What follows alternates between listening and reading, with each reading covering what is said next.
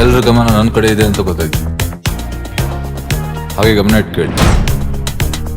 ಒಂದು ಕತೆ ಹೇಳ್ತೀನಿ.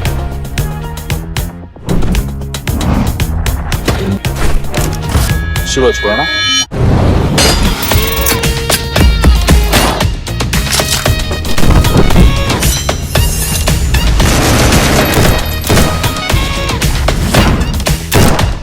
ಆಡ್ತಾ ಹೋದ್ರೆ 1000 ನಡೆ, ಹುಡುಕ್ತಾ ಹೋದ್ರೆ 1000 ಉತ್ತರ.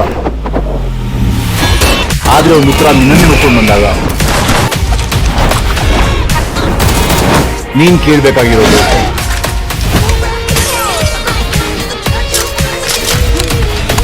ಸರಿಯಾದ ಪ್ರಶ್ನೆ.